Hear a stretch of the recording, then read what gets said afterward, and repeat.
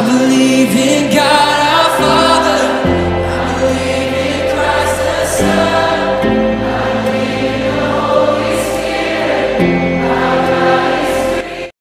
Ada satu orang dia telepon saya, Pak Pendeta. Waktu dia ikuti saya pun khotbah di YouTube, ini kasih itu apa kok? Pokoknya ada soal kasih. Dia bilang kepada saya, dia bilang, Pak Pendeta, saya terganggu dengan Pak Pendeta pun khotbah. Saya bilang, baik, kalau orang terganggu itu tanda dia masih hidup itu. Kenapa lu terganggu? Dia bilang, Bapak, kami menikah 1 bulan. Kami menikah 1 bulan.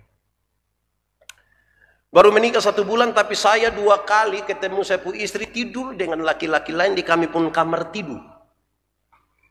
Saya tangkap 2 kali, Pak. Saya bilang, siapa bilang 2 kali? Pak Pendeta, iya. Yang engkau tangkap itu 2 kali. Yang engkau tidak tahu itu banyak.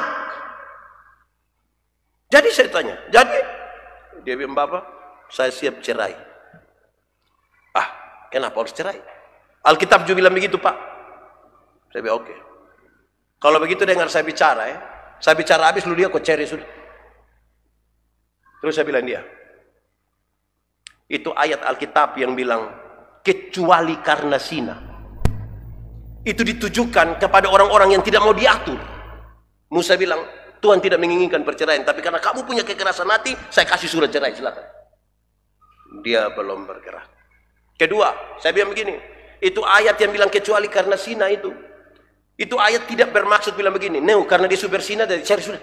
Kan tidak begitu juga. Dia tidak mau. Terus saya bilang, oke, yang ketiga sekarang. Saya bilang, kau harus ingat baik-baik, kan kami 2 pakai telepon, dia ada di Manado, di mana. Saya bilang, yang ketiga ini yang kau dengar baik-baik. Saya tanya dia, menurut engkau berzina itu apa ya? Menurut kamu berzina itu apa? Dia diam, terus saya bilang begini, apakah berzina itu karena dia sudah berselingkuh itu disebut berzina? Berzina itu apakah karena dia sudah kedapatan tidur sama-sama dengan itu laki-laki lantas engkau sebut dia berzina? Berzina itu apakah sama dengan karena engkau menangkap dia, itulah disebut berzina? Saya bilang, saya mau kasih tahu kau, Alkitab mencatat dengan sangat baik tentang perzinahan. Bahkan ketika engkau baru melihat dan menginginkannya, engkau telah berzina. Baru melihat dan menginginkan, engkau berzina. Saya tanya dia, waktu lu pergi kantor itu lu tutup mata, selalu tidak ada kawan nona di.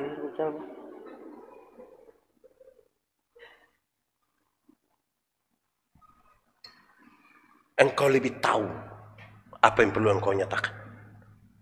Lihat kau cerai sudah. Beberapa minggu kemudian ditelepon saya, Pak Pendeta, saya tidak jadi cerai. Gue tarik mau cerai. Saya nikah dan dia pun tidak baik juga. Kan saya belum tentu lebih baik dari dia juga. Hanya kan saya belum kena tangkap. Saudara lihat, tanpa pengampunan orang tidak bisa melakukan yang tadi itu, penerimaan. Kan dia butuh hati yang luas.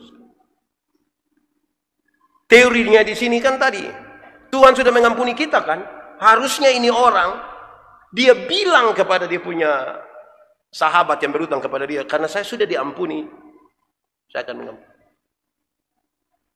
Saudara, secara singkat Tuhan Yesus ajar tentang pengampunan waktu berdoa. Tuhan bilang begini, ampunilah kami akan kesalahan kami, seperti kami mengampuni orang yang bersalah pada kami. Kalimat itu secara harafiah arti beliau begini, Tuhan ampuni saya seimbang dengan saya mengampuni dia. Jadi kalau saya hari ini mengampuni Ibu BI 2 kali, saya mendapat hak untuk Tuhan ampuni saya 2 kali. Ampunilah kami sama seperti kami mengampuni orang bersalah. Itu berarti kalau saya tidak mengampuni, maka saya akan berdoa kepada Tuhan, Tuhan minta maaf, tolong jangan ampuni saya, karena saya belum mengampuni dia. Rata-rata kita ini kan diampuni mau toh, mengampuni itu yang susah. Karena itu lebih dalam harusnya dikasih tahu begini. Mengampuni itu bukan upaya melupakan masalah. Makin sakit hati, makin tidak bisa melupakan. Mengampuni itu membebaskan diri. Menyambut itu, orang menyambut dia punya kesalahan sambil siap besok dia bikin kesalahan baru. Tiap-tiap hari kita ketemu dia.